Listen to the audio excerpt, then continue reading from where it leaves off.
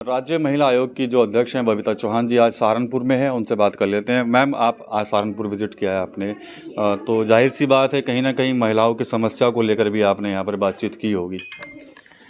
देखिए, एक्चुअली क्या है कि महिला आयोग है तो निश्चित रूप से कि महिलाओं की समस्या को लेकर ही बात होगी। अभी हमारी कुछ मेंबर भी यहाँ से मुझसे मिलने आई हैं, तो उनका भी यही है कि कुछ महिलाओं की समस्या हैं जो शायद यहाँ आएंगी भी मुझसे मिलने के लिए। तो निश्चित रूप से कि जो भी समस्या है उनका निपटाएं, उनको कैसे उनका सोल्यूशन निकल सकता है। तो एक प्रस्ताव भेजा गया था अभी जिम को लेकर और बुटीक्स को लेकर, तो उसके पीछे क्या कुछ बड़ी वजह मानते हैं? एक्चुअली ये बड़ी वजह तो नहीं है, पर ये ज़रूरत बहुत थी, है ना। और मुझे तो समझ में नहीं आया कि अभी तक कैसे किसी को दिमाग में नहीं आया, क्योंकि आए दिन अगर आप उठा के देखेंगे तो हमेशा ये इतने सारे केसेस होते हैं।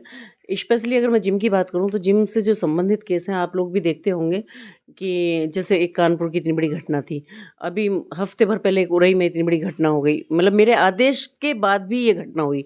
और अगर आप सर्च करेंगे तो मेरे ख्याल से सभी की नॉलेज में होगा कि बहुत सारी ऐसी घटनाएं होती हैं जो जिम से रिलेटेड हैं। देखिए, एक तो ये बात थी क्योंकि आयोग है और मैं भी महिला हूँ, और मेरे को अगर ये है कि मैं महिलाओं को कहीं सुरक्षा प्रदान कर सकती हूँ, इसमें मुझे दो चीज़ नज़र आई कि हम महिलाओं को आत्मनिर्भर भी बना सकते हैं और उनकी सुरक्षा भी उनको दे सकते हैं।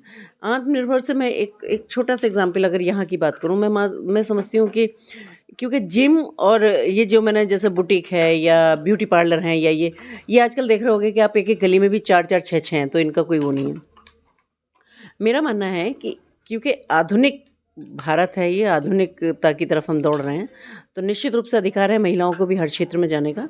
और रहा जिम का सवाल, तो क्योंकि आजकल हमारे पास ऐसे काम नहीं होते, तो हर घर की महिला बहू बेटियां घर से जाती हैं और जिम करने के लिए, और जाना भी चाहिए क्योंकि फिटनेस का सवाल है।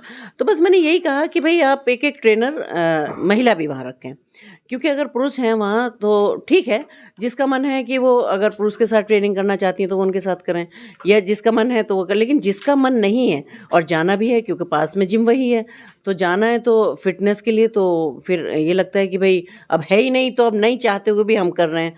कई बार परिवार वाले भी बहुत अनकंफर्टेबल होते हैं कि भाई हमारे घर से बहू बेटियां जा रही हैं और पता नहीं क्या। तो मेरा बस सिर्फ एक सिंपल सा था कि इससे मैं समझती हूँ कि महिलाओं को रोज़गार भी मिलेगा और महिलाएं सुरक्षित भी रहेंगी। और उनको, क्योंकि जब हम एक्सरसाइज या ऐसे जब जाते हैं तो एक बड़े फ्री मूड में होते हैं, और वहाँ सोचते हैं कि भाई हम जब गए हैं तो वहाँ के रिज़ल्ट भी अच्छे होने चाहिए, तो थोड़ा कॉन्शियसनेस रहती है जब बॉयज़ के साथ होती हैं। तो बस ये मेरा एक छोटा सा निवेदन था कि आदेश कहिए, निवेदन कहिए, जो भी है, मुझे लगता है कि सबको मान लेना चाहिए, और मानेंगे भी।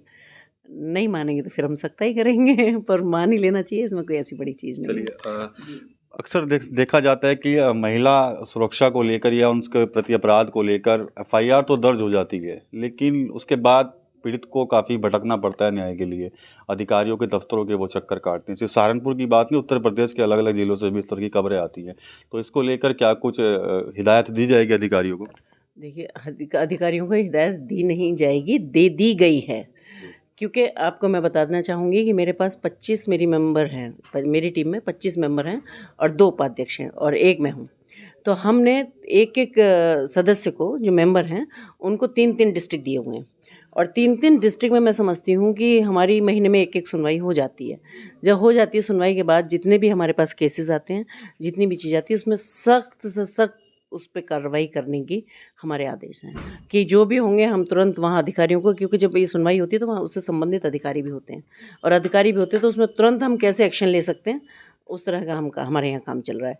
और आप देखेंगे भी तो शायद बहुत अच्छा रिजल्ट आपको मिलेगा, क्योंकि अभी हमारी अगली मीटिंग भी होने वाली है, तो हमने उसमें मैंने अपने टाइम का पूरा डेटा भी मंगा रही हूँ कि कितना डेटा कैसा है, तो आपको बताऊँगी फिर मैं, और शायद बहुत अच्छा लगेगा सुन के। जी, धन्यवाद मैडम। तो ये थी बबीता चौहान आज सहारनपुर में। साफ तौर पर जो एक प्रस्ताव दिया गया था ब्यूटी पार्लर, जिम और बुटीक को लेकर, उसके पीछे आखिर क्या वजह थी और क्या कुछ का मुख्य उद्देश्य है, वो इन्होंने क्लियर कर दिया है। TV9 यूपी के लिए सहारनपुर से विकास कपेल।